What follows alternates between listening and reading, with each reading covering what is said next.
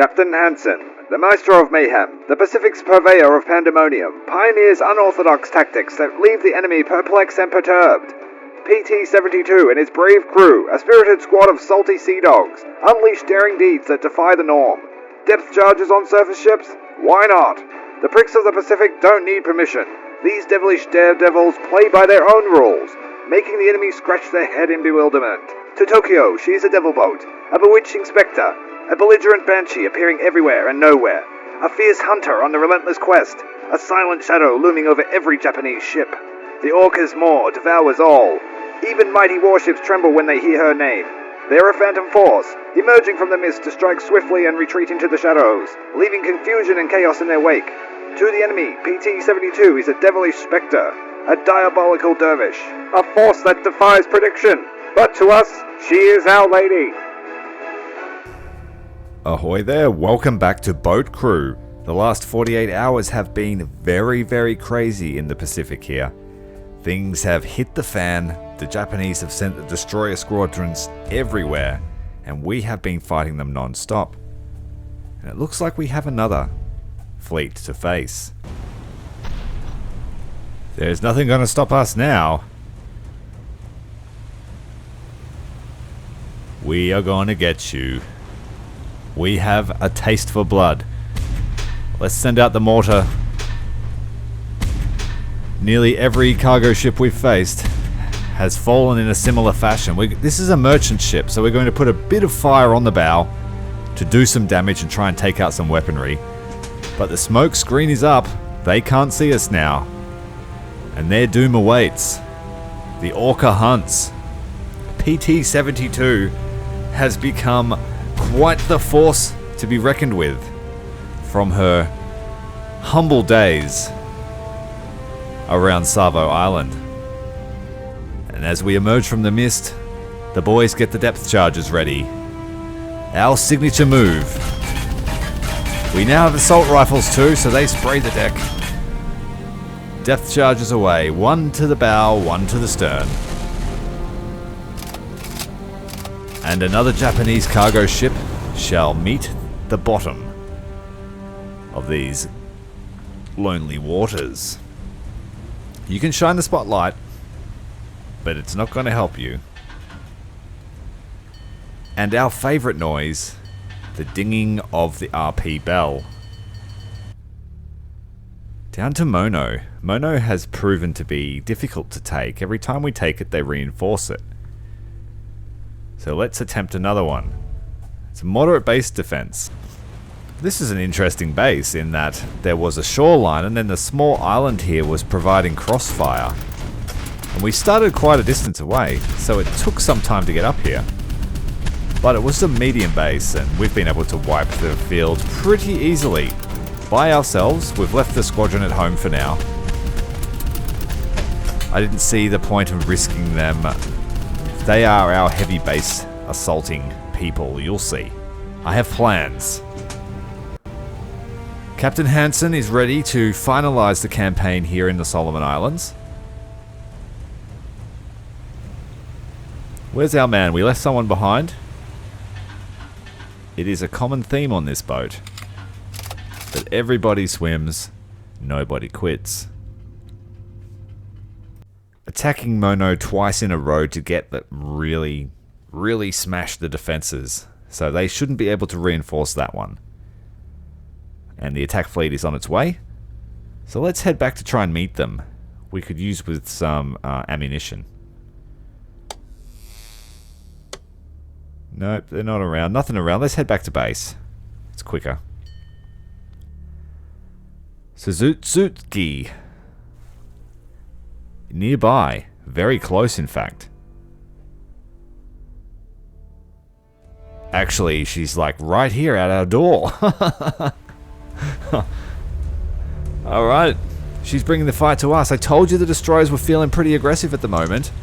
But we have a new secret weapon, and it arrived on the battlefield just in time, I feel. And that is our new homing torpedoes. Acoustic homing torpedoes. They have made destroyer fighting very trivial. No real skill involved, just point at the enemy and drop it. But it has exponentially increased the cost of this boat. If we were to lose PT-72, we would probably be bankrupt. She's worth a mint now, the experimental Higgins 78-footer. She even has a unique exhaust layout that you may never see again after this video, as there will be changes to the model.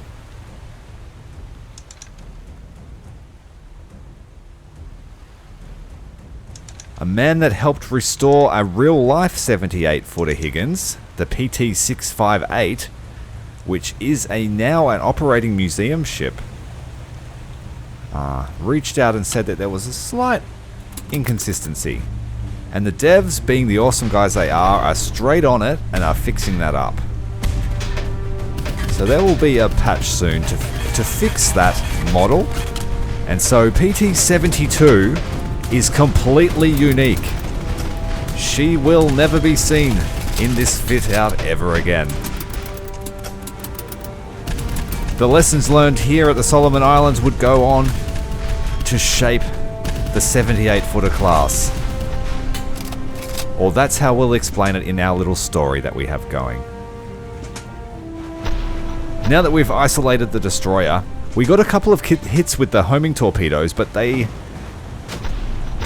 Suzutsuki is very resilient, and she wants our blood. She's a little bit more aggressive than destroyers that we've seen. She's taking evasive action on the torpedo, trying to bring the broadside around. She does look like she's taken on water in her bow significantly, but it doesn't affect her warfighting capacity at all. But we are dodgy. We're at the right range to have enough reaction time. Our fish, the last one's coming in, hitting her amidships. But she is still firing. Very resilient ship. This one may have torpedo protection. The Japanese may have jury-rigged something to try and counter the threat that PT-72 poses to their fleet. They have lost an exorbitant amount of ships. The cost has been astronomical. And with Japan's fleet doctrine, they have hardly any destroyers now to cover their cruisers. They like to operate in cruiser squadrons with destroyers as the packing punch with a long lance torpedo. PT-72 may very well have turned the tide of the war in the Pacific completely. Wouldn't that be nice to take credit for? And so another Akizuki class destroyer sinks below the waves. So we've finally made enough funds to get the dual Bofors back. Check out that target list, will you? We have a heck of a resume. And I wouldn't be surprised if Fleet offers Captain Hansen a destroyer command. Got a fleet exiting Morgusaya, merchant ships, and a sub-chaser. I'm going to get in nice and close this time, or close-ish. People keep telling me I forget to use the rockets, so here we go, rocket attack on a boat. Oof, bounce. Wait, it's on fire. Yes, we got a sub-chaser with a rocket barrage. We don't have many rockets. We downgraded to the smaller launch tubes again because we weren't seeing much use. And that's mainly because I wouldn't say the aiming's difficult. It's the steering the boat and aiming that's difficult. Because they have no traverse, only elevation and depression. Have that same issue in War Thunder with them. They're not easy weapons to use, especially in a high sea state. They are for point-blank destruction of the bridge of enemy destroyers. Or complete destruction of merchant ships that you can't really miss.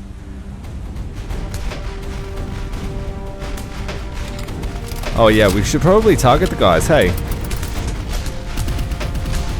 Captain Hansen's getting a little bit war-weary. So many battles.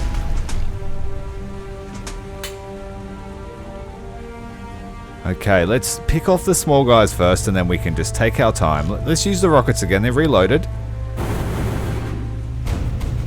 Slightly off on the aim.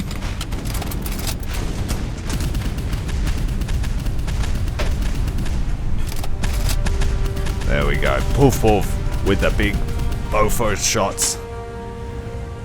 You certainly do notice the double Bofors. The first one's nice, the single's pretty good. But when the secondary, the dual mount opens up, it rocks the whole boat.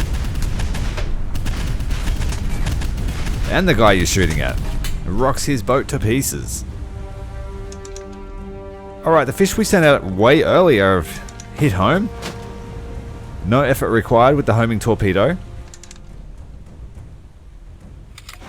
Not able to spread them amongst the two targets though. But that's alright, he's sunk now, so we'll head up to the next merchantman and we will take his spoils too. Send him off an explosive present. We'll speed time up. I'm not too concerned. They don't have a very good fire arc from ahead, which is something I've noticed. So keep that in mind. They don't shoot at you at all until you're within autocannon range.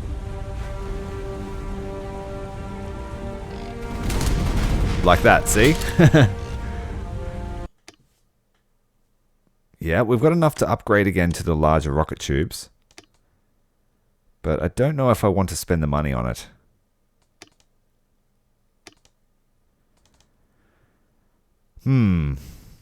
We've run out. I think we've pretty much used every weapon. Every weapon in the game. So let's head off. I think the only one we still have to use is the M4 37mm from the P-39 Era Cobra. A big chunky gun.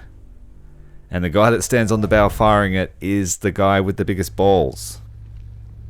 It's time to bring out the pricks. And we're going to pound. Rendover is going to get bend over. Heavy based. Oh, it went up a notch. Alright, this is our first heavy based attack. It's going to be a tough one, boys. We're all ready. All of our squadron boats are Elcos with 50 cals and single Bofors mounts. The shoreline is just bristling with defenses, so we need to charge in, because that's the smart thing to do. And we need to start building up some heat so we can call in some support. I plan on using artillery. I've got maximum artillery and minimum artillery, so that should give us a good way to clear out those really dense positions, because there's a lot of fire in these heavy bases, and they have the medium defenses as well, which have a very large shell. All right, let's light them up. Come on, shoot already. I have noticed that sometimes your gunners won't open fire, and it would be nice if there was just like a prompt where you could just click it and then they'll just start engaging any targets in range. Maybe just click the left mouse button or something like that. Just give the fire order, so to speak. Okay, getting in nice and close. Our squadron boats are just lighting up the shoreline. We'll bring in the Wildcats. Artillery is ready. Once we get closer, we can drop it on this position, or we may just be able to wipe them out. There's a lot of defenses there, but we haven't taken much damage. There's the arty. There we go. Look at the squadron. They're doing their work. They do look like a pod of killer whales. Okay, let's head up to Vela La Vela. Another heavy base, full strength. Hostiles inbound to Raketa. Okay, let's get nice and close. This is a night raid. So let's... Oh, we've got targeting from... Let's light them up. We got to shoot first for once. That's great. Once you sort of break through, you know, sort of split the defense, you work your way up the coastline and it's much easier. It's just getting through that initial wave of defenders, or, you know, trying to run away from them. But once you get through and you start taking them out, it's much easier. So we don't have to worry about the guys behind us so much.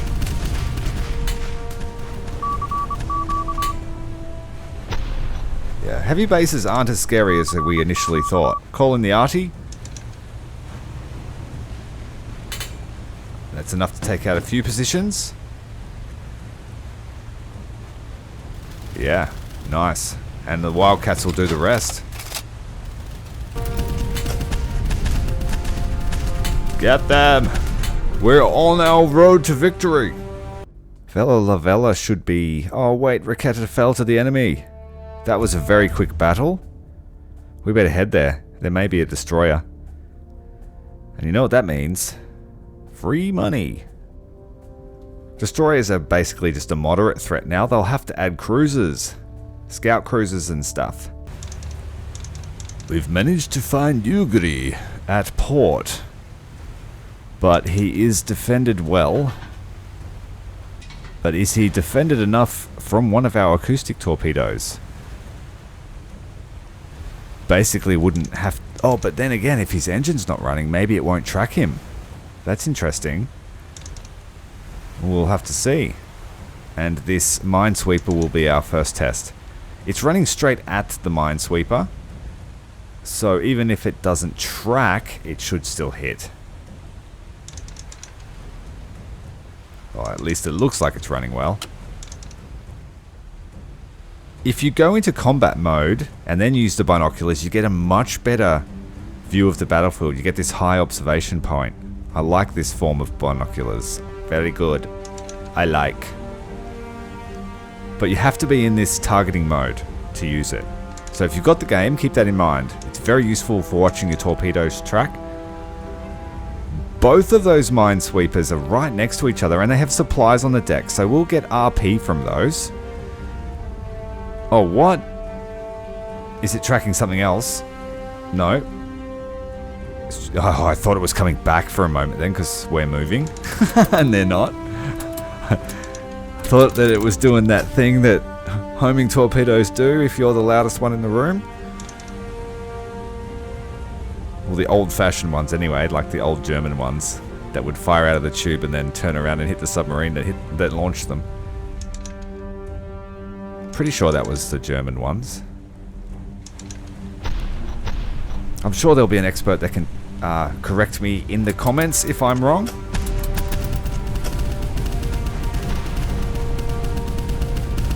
It was a bit of a coin toss whether you hit your enemy or you. Look at all the fire from the squadron. We are just pouring on the pain. That weight of firepower is pretty crazy. For a bunch of wooden racing style boats. I would love to own one of these things. Just as a weekend cruiser. And I'm pretty sure that a few of them got sold off after the war. Any surviving ones got sold off to other nations or as pleasure craft, I'm pretty sure.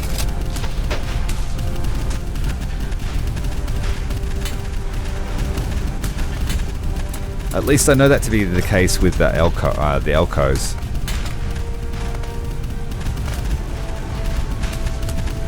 Look at them go! Just pour it on!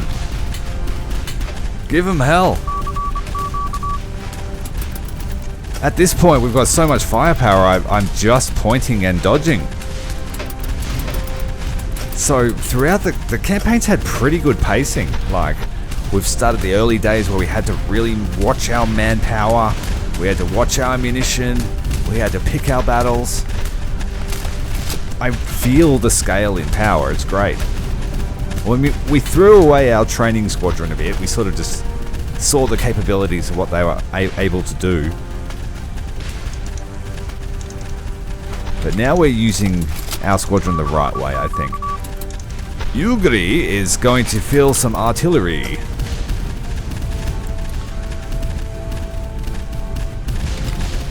We haven't lost any boats, have we? There was a lot of firepower coming out of there before. Well, I know we've lost a man. We better go and get him. Sorry there, mate. Jump on.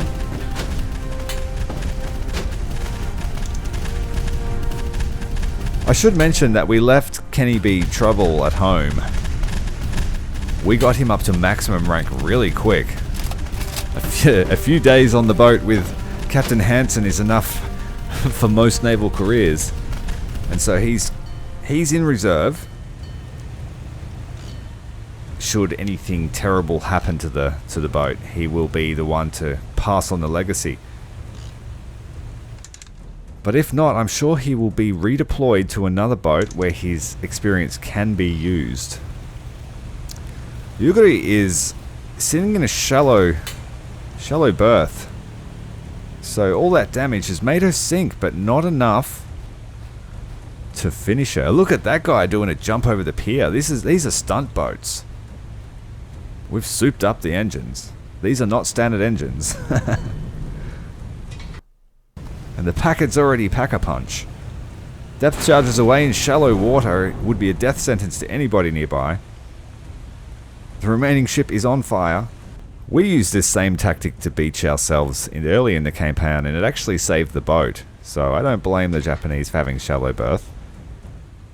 But this torpedo is going to fix that. We want our reward. There we go.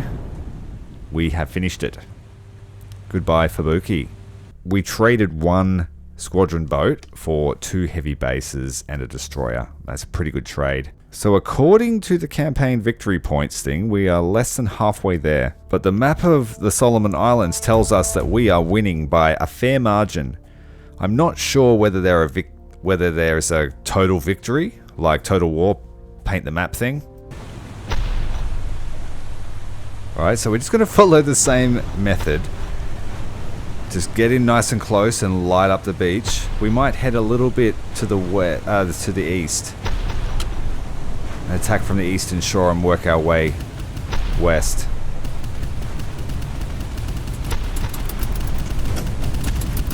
There we go. Lots of range. We'll try and stay outside. The 50s have got long range too. Try not to throw our squadron. We've got lots of artillery lined up in our card deck. Let's call it in. Oops.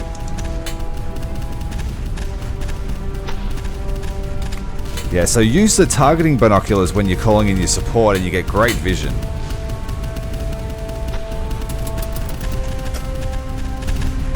So you hold space and then use the binoculars and then call in the support.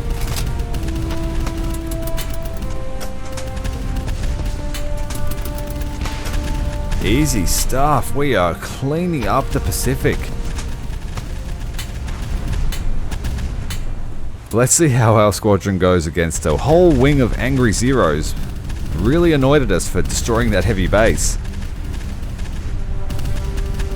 Here they come. We'll be able to pick them off as long as we target them on their attack run. Change your speed and heading, and they usually miss. There we go. Slicing through the Zeros.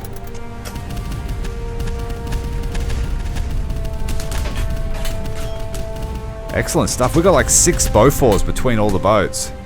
I was going to make a funny joke about the name of the squadron and the name of this island, but I don't need to because you can figure it out. Despite being a heavy base, I don't think these guys need our help, so we'll just resupply here. And then try and spend our money and get that extra 37mm cannon on the bow. Test her out. Varunga. Let's get inside. Raid number 3 or 4, I think this is. Oh, there's a lot of stuff here this time though. Coastal tanker, 2 merchant ships, minesweepers and a sub-chaser. Plus all the heavy stuff. Alright, speeding up time to get into combat. We are going to have to spam the mortar on all these ships here at the dock. And I think we may just destroy one of the merchantmen with the mortar. To take him off the field because there will just be too much firepower coming back our way from the heavy base. Yeah, here they come. Alright, just kill everything at the dock with the mortar. Firing away. I'm not sure how many it's going to take. Probably 6 or 7 to kill this merchant. If we can get close enough, our squadron will start lighting up the defenses and start thinning them out. But we just have to get them there. And look at all those shots coming in. Some of those will hit us if we're not careful. One of our boats is in the kill zone. Just do a 360 and go back. This merchant is still alive. We may just be wasting ammunition. Oh, we got him now. That's good. Okay, we've got another merchant and another minesweeper. Let's call in the Wildcats. We'll call in four of them. So that'll be a fair amount of air support. And hopefully they'll start thinning out those defenses. Ideally, we want them to kill the medium bases. If we can take down one of these ships, we should earn some more heat to call in artillery. Whoa, we just don't want to die before we get there though. Lots of autocannon fire. Turn away and let the squadron absorb some of that damage. Coastal tanker is down. Squadron is focusing them, but they are taking fire in return. Wildcats are doing their job. Strafing the defenses on the beach. There isn't as much fire coming in on us. We'll call in artillery on this fellow. Merchant ship destroyed by heavy shells. Heavy crews are hidden off somewhere.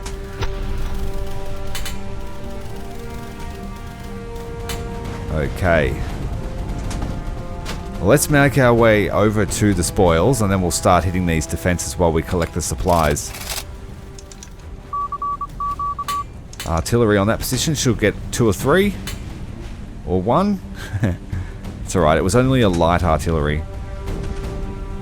1 single volley. Oh, don't take any massive damage. We're able to deflect some of the shots. I think that might be based on the angling. Someone said that angling seems to affect that, and I tend to agree. Oh, we've seen it happen when we were shooting our 37mm at the destroyer and using all our ammo. Lots of those shots ricocheted. Lots and lots of money. I think we're going to be able to get our cannon. We did lose 2 squadron boats in the course of this campaign so far. So that's a good trade. Looks like a destroyer at Vela La Vela. Let's kill it. Akizuki. This close to shore, let's just dump all the fish. All 4 trackers on the Akizuki. Let's head back to the tender. Alright. This should be good. We've got, it said that we have an advantage here. Wait a minute, where are all the defense? Whoa, the fleet's up the fleet is like 10 k's up the beach. Uh-oh. It doesn't matter, I think this guy's gonna die. He got hit by so many tracking torpedoes, 4 of them at once. Yeah, so the cost of those torpedoes is more than justified. Taking 4 of them, you're immune to destroyers on the open water, although there seems to be an issue when you fire them at the dock. Vela La Vela has been secured. We lost a lot of defense. Next on the hit list is Morgusaya. 6. It's a heavy base. But let's hit it. Alright, we'll do a line of smoke this time to block the view of the beach and give us maybe a little bit more time before the full barrage comes out. Just to try and minimize that initial damage that our squadron takes as we get into the beach. Once we get close enough, it seems to be fairly easy to wrap the fight up. But this is where we take the most damage. Slowing down in between shots, or adjusting your course before they fire, and you can fool them into hitting somewhere else. Trying to take out these medium ones with the mortar, but it's not doing much. The smoke did manage to block a lot of those shots coming from the beach though. Smoke is clearing up now, they've opened fire again. But that's okay, we're within range.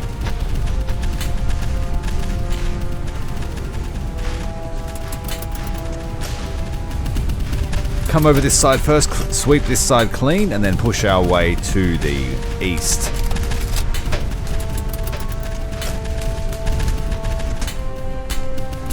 Yeah, so See what I mean? Once you get in nice and close, it's fairly easy. You just got to have that weight of firepower. Oh, there's the guy that falls overboard every mission. Turkina is as far as we've headed north before. And there's a fleet coming in. Let's intercept them. 2 merchant ships. This will be the job for the trackers. We'll give them about 15 seconds between torpedo launches this time. Try to give them a bit more space before they go on their tracking mission. We have enough for 80% of the ships here. So let's not try to all hit the same one, yeah?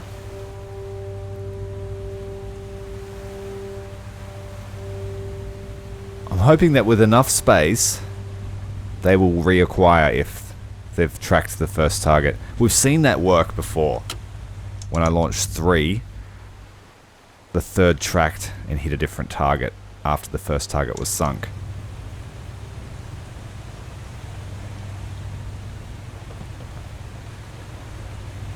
Alright, nice and quiet night, starry night, nice and clear. Means that they will be able to see us fairly well. Torpedo is tracking, looks to be one of the lead ships. This one could possibly head towards a different ship. That's what we wanted to see. There was enough deviation between the torpedoes, I think. Oh wait, nope. She's caught tracking. Loudest boy on the field has attracted the torpedo's ire.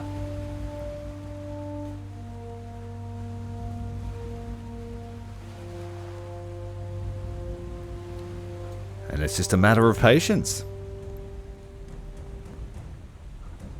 Is that the zero music? That's the zero music. No. No zeros shown up. Maybe it's just because the torpedoes got close. Yeah, he's destroyed. Maybe needed another 10 seconds between the torpedo launches. Alright, we've been seen by the spotlights. They have seen us well and truly. Defensive fire is out. Let's turn in to avoid it. Fish is out. We have one more on board. Let's try and not get it to hit the same target. We'll get this little guy that's separated from the fleet.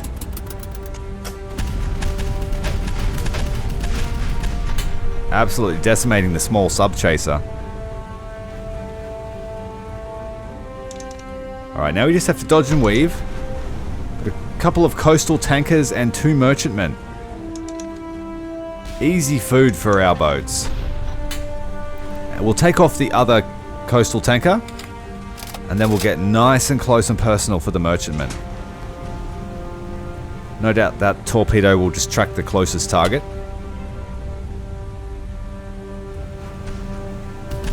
Okay. Squadron lighting up the coastal tanker. It's going to have a very bad day on that ship in a minute. There's our torpedo, striking not far from where her sister sank previously. Alright, let's put the smoke out on the merchantman. We're about to do our thing.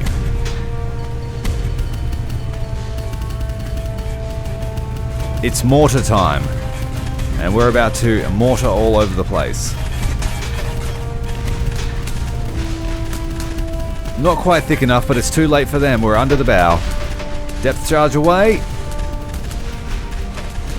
The other ship has blocked fire. And so we're able to get nice and close to the second ship for a depth charge attack. Both ships destroyed by an insane amount of TNT and the shockwave that follows. Take some rockets. Oh, we've had a collision with the squadron boat. Brutalizing the merchant convoy. So we'll collect our supplies and fade into the mist. Now it's time to fit the last of our experimental weapons on PT-72. We're going to switch back to Mark 13s on the front so that we can still target ships in port and so that we're not so overpowered. And we have enough there for the larger rocket launcher. Heading up to Torokina for our final push, I think. I think the campaign ends when you capture everything. Oh, we have a fleet here. Let's try and intercept them. Merchant ship. Have it on the speed up time, waiting for our fish to kill someone. It's probably going to track that guy that's heading towards us, as is what's happened previously. There we go. Taking a port turn towards the target. Gonna hit him right in the midships. Oh, hit him in the bow. Even better. Snap it right off. Now we just got to kill the sub-chaser. We could probably do that at max speed too. Look at that. Go team, go. Let me introduce you to my little friend. Let me show you its features. This is the 37mm autocannon. It has a lot of ammunition. I wonder if it's as powerful as the other 37.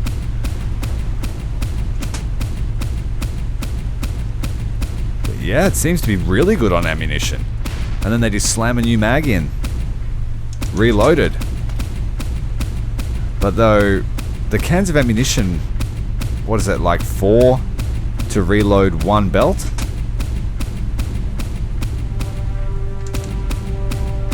Look at that, just absolutely wasting this merchant ship. That took 6 cans of ammo. Not bad, not bad. It's probably the same amount of ammo we would have used with main guns. Alright, let's try and use our new autocannon in a base raid.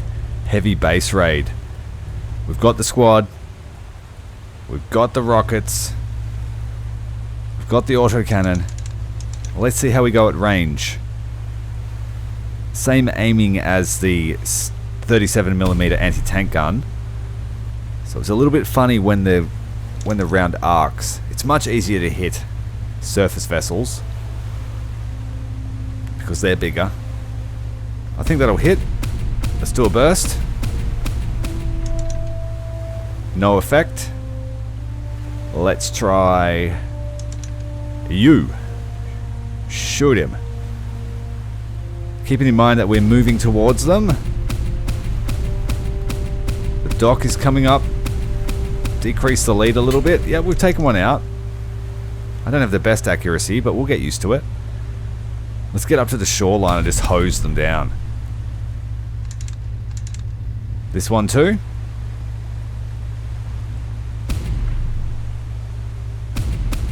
It'd be good if you could do the same thing with the Bofors, like automatically control it.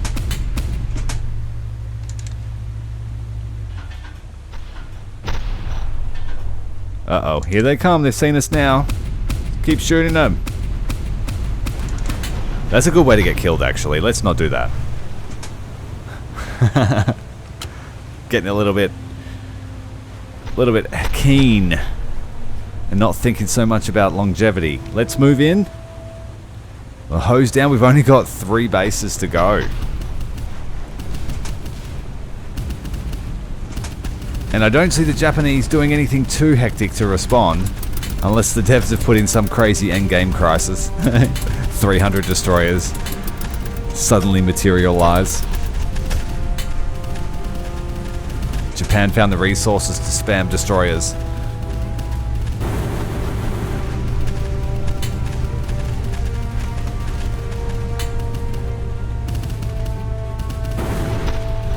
Yeah, we see comments. I'm using my rockets. I'm using my secondaries now. Someone said I didn't use my rockets very often, so I'm making a conscious effort to lob the rockets. Still got gun sight. Wait for the man to get on board. We did lose a guy. You can't see that because I'm in first person.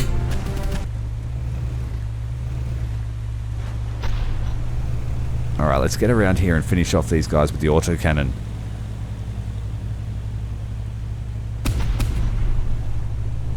Not quite. Overspeeding the engine in my... I really want to get over there and shoot stuff.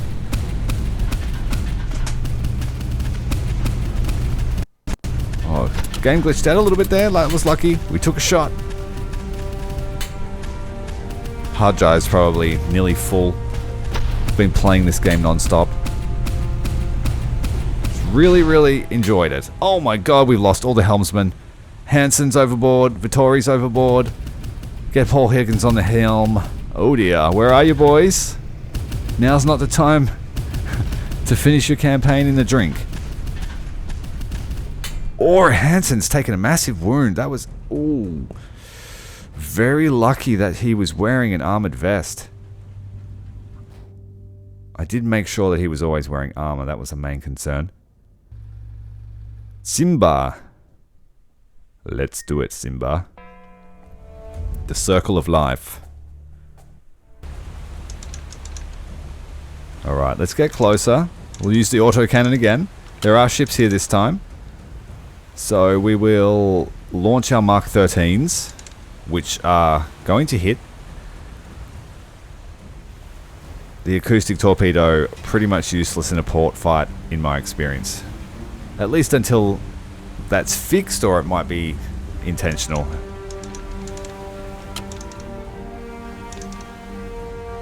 I'll try to stay ahead of the news on this game. Whenever new things happen or whatever, I'll make sure that I cover it. The support for the campaign has been absolutely phenomenal, and I'm so grateful that you guys have watched and tuned in and shared my little adventure with me. Pretty pleased with the name, the Pricks of the Pacific. Thank you very much to old mate from New Zealand for suggesting that, and also for his generous donation. It really helps. I am a small-time guy, and I do try to make content most days. Our merchantman is down. See you later, buddy. We'll launch off the acoustic torpedo anyway. Get the autocannon out. The fire is on its way in. Let's try and take out the minesweeper with some shots. Merchantman is down. I'm surprised that the merchantman went down, because normally our torpedoes bounce off the dock. It must have been able to get underneath. It's a little bit wavy today. Hoping that other torpedo runs true. No, it hasn't. That's unfortunate. It was worth a shot, and now it's worth a big shot. Get up nice and close. Try not to get hit by our own circling torpedo. You can't look sideways, so it's only got a limited fire angle. The merchantman is down. There is a lot of resources there. And still a lot of base defenses to take down. We're only through the naval targets. The zeros are in. I forgot to recharge all of my support powers before we pushed up here. That was a novice move. So big jump off the merchantman's sinking body. Lost a couple of men overboard. But we need to get closer and try and weed out this fire first. Sorry boys, the Bofors is down. We're a man down. Let's just make a loop around. Squadron's looking good. 5 boats still present on the field. Now that we've drawn them in closer, they should help draw some of the fire while we pick up our man. There's 2 men in the water, 3 men. Where you at, guys? There they are, hiding under the pier from all the fire. Alright, everyone's on board. Let's head in and destroy these defenses. There's still boats at the pier. Still got a merchantman on the other side of the wharf.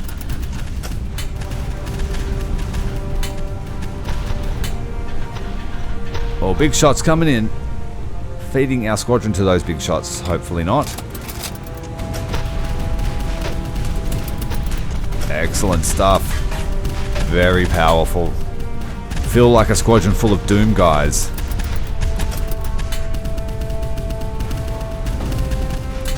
I've loved the emergent story that comes from these sorts of games. You just got to use a little bit of imagination and a little bit of passion. And I mean, I know some game developers are super passionate and all that, but just the corporate gets in the way. And some games you just feel the corporate all over them. or the game is destroyed by silly monetization practices. We have just completely destroyed two. I'm too busy philosophizing, and we've run over two of our squadron boats. The keel of PT-72 running across that Elco boat, and the props shearing through the helm. If that boat is not in our list of boats at the end, I will not be surprised. That was actually a tragedy.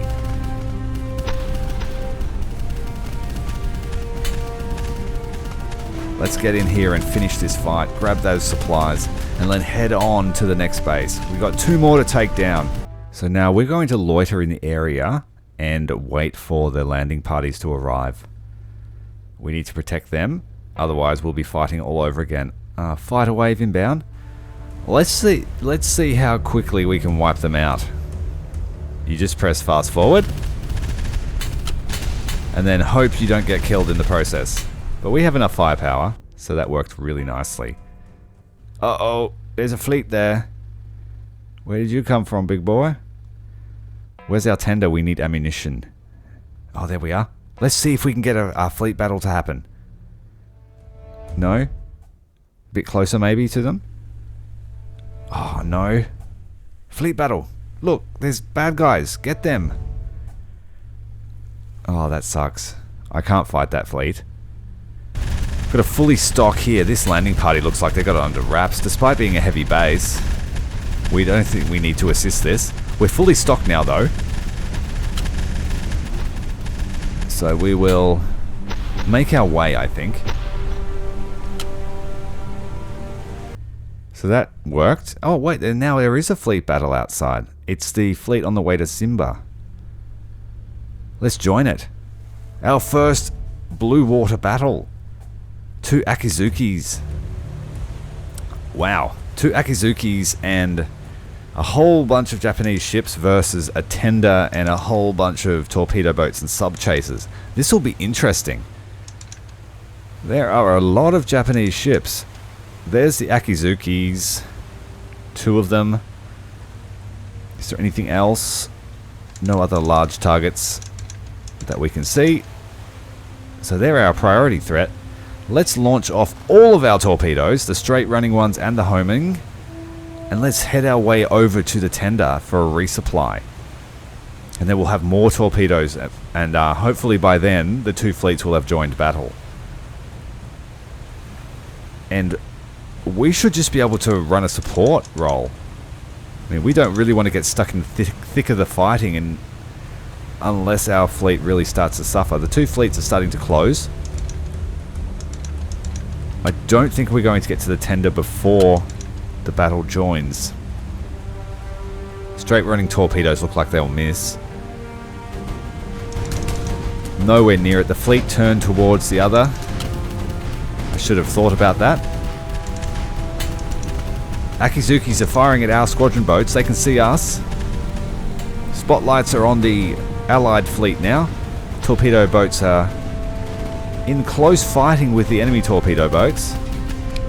Let's offer some fire support for them. Squadron boat's doing just fine. We are overspeeding the engine. We're trying to get to the tender quickly. I want more torpedoes. I think we've had torpedo hits, or maybe they were shell hits from the tender. I'm not sure. Let's have a look at what's going on here. Lots of firepower out across the field. And it's a night battle too. You never see night battles in naval. In first, like this. We want this in War Thunder. We want a night battle or 2. Spotlights and, oh, give us iron bottom sound any day. Good job, guys. I'm enjoying this. Just watching. Tender offering its morale in the form of a giant light. The occasional main battery shell. Let's get in there so we can join the fight and do our part. Oh, here come the Zeros. That can be our role. We will run anti-aircraft support as this squadron.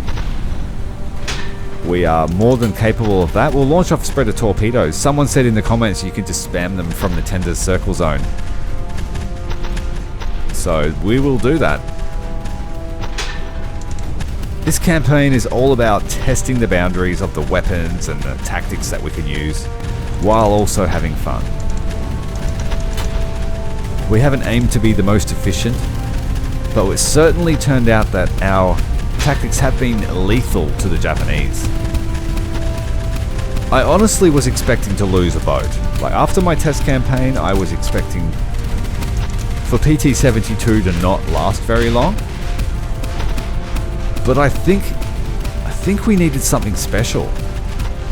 And we just had so much luck.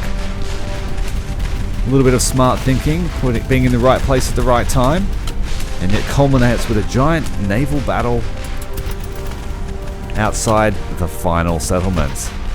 This Akizuki class destroyer getting absolutely obliterated by homing torpedoes. And that is the end of the battle. The Japanese just captured Mono, but it looks like we're assaulting it again straight away because we have so much strength in the region. Oh, this place just got reinforced while I was talking. What have we got here? Merchant ships and the usual crazy defenses. Sounds like a challenge for the pricks of the Pacific.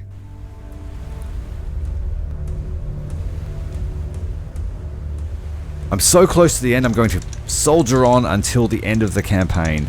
This may be the longest video in the series, but it also may be the final the way things are looking. So let's send out our straight running torpedoes. This particular battle feels like deja vu. Didn't we just do this where I fired a torpedo and it went underneath the pier? Oh no, there's two merchantmen on the same side. I get a bit confused then. I felt like, have I done this before?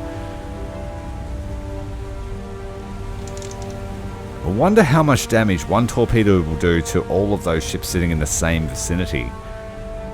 Let's try and hit the stern of that ship there.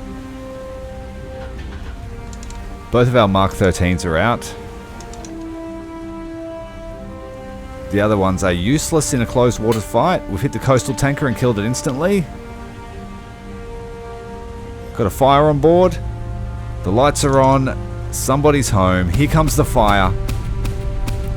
This is our second to last base. There is just one more on the northern side of the island. Let's try and weave our way through. Nope, you can't weave through that. You just got to power through.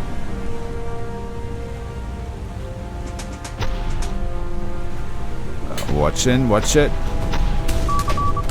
No, oh, I thought that was a heavy shell on me then, but it was my own support power.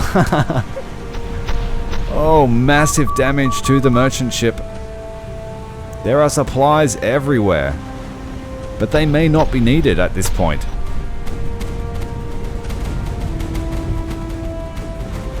Got the agility to dodge between all of the little circles. Let's get under that shot before it hits. Oh, that was close. Once we kill the ships at dock, we don't have the benefit of the mortar to just drop shells on them and kill them instantly. Wait for our man on board, and then let's go and hose the coastline with this autocannon. Man on board, where is he? Let's call in artillery while he gets back on the boat. Where are you, man?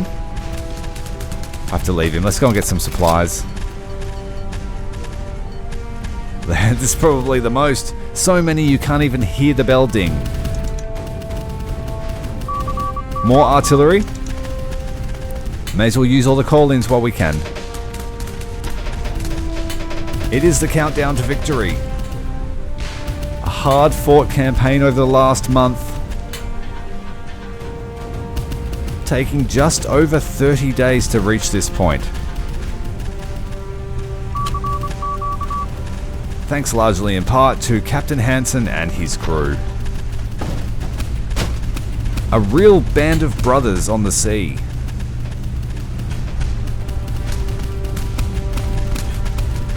After an early setback in the campaign, we are at the end, I feel. Let's get them! Hose them down, send them back to Tokyo.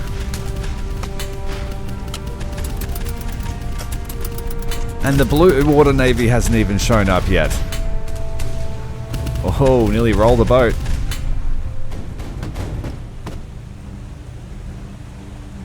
think we're doing it. Artillery strike.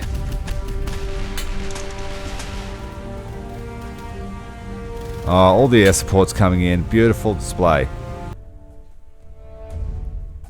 Okay. They've supplied it straight away.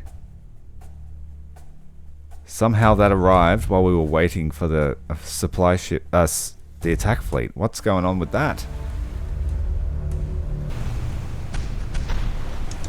This is a big battle. There are boats everywhere. Got the Shikanami. Mark 13's away. Sub-chaser swarm heading into the shore. Landing craft in the background. I think the battle will be over before they arrive, so the Marines' job will be fairly easy. Let's grab another set of Mark 13s.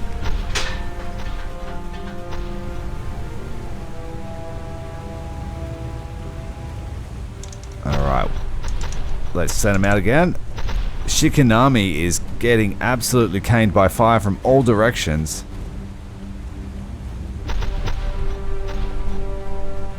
We were not expecting a supply fleet to be further up the coast, but here they are. Sub-chasers are moving into the dock now. They'll start laying fire down on all the enemy ships. This is great. Let's go and get these merchant ships. We have made an absolute fortune, but it is all just a consolation prize.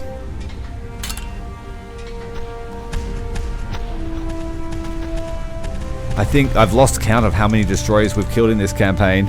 If someone wants to write a tally in the comments, that would be fantastic. Because not all of them show up in the target list. Only the dedicated warships turn up in the target list. Supply destroyers and other randomly generated ones don't. The warships have their name on the side of the ship amidships, which is really cool touch.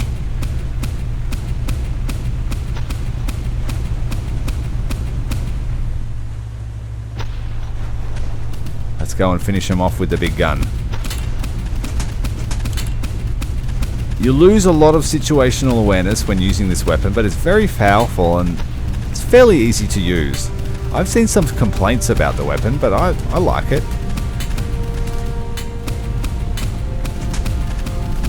You don't really need accuracy, you know what I mean? You just spray and follow the traces. Don't worry about the aim line so much. And they don't spread so much, so it's pretty accurate. Numa, the last base. And it's a light base. A light base for our final fight. Well, I guess it's going to be a cakewalk. The final base is not defended at all. We've taken out the strong points. So now we just get to play with our new toy. A little bit of an anticlimactic end. But that is usually the way that things work in a strategy type game, and this is a strategy type game. We didn't die at all. So we didn't have any setbacks in terms of finances, and so we've kind of really steamrolled in power.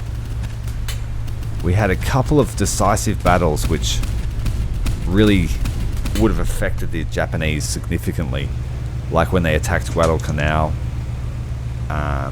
Yeah, there was a fight with 3 destroyers that we picked off when it was going towards a base. You know, all those sorts of things would have really affected their supplies. Very nice. But the boys, they deserve an easy fight. Indeed they do.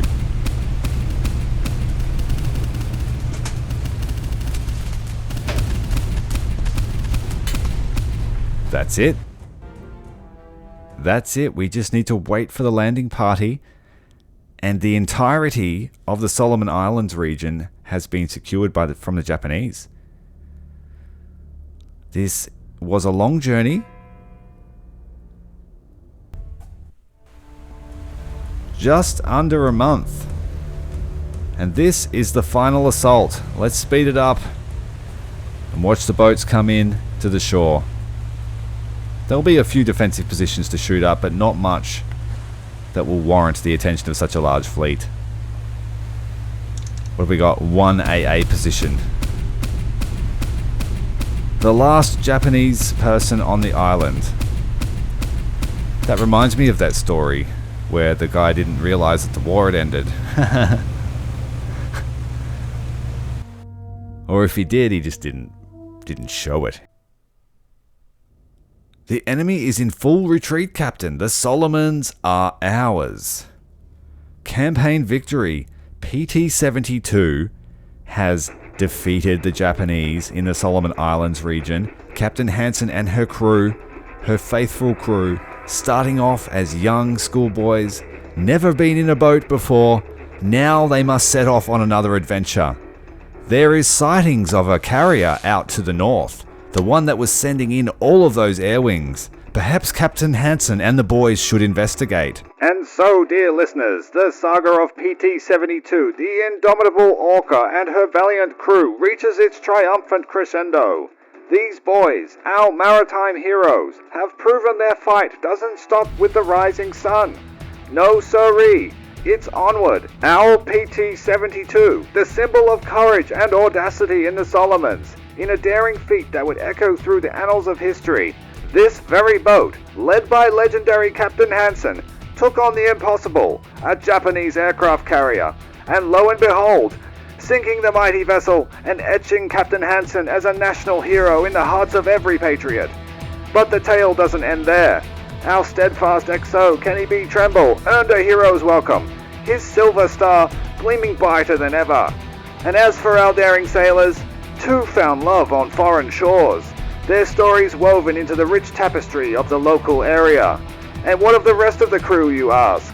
Our talented torpedo man found their artistic calling, painting patriotic murals that adorned the docks. The mechanic, with a magic touch, opened his own garage, turning wrenches with the same precision that once kept our Orca ship shape. And as for the radio man, he became the voice of the local radio station, broadcasting tunes and the tales of his maritime exploits.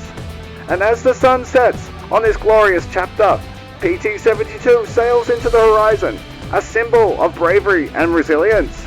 Their heroic journey, a beacon of hope and triumph, resonating in the hearts of a grateful nation. And so, dear listeners, we bid farewell to PT-72 and her gallant crew, for their legacy lives on in the annals of naval lore. Godspeed, brave hearts, and may your tales of daring continue to inspire generations to come.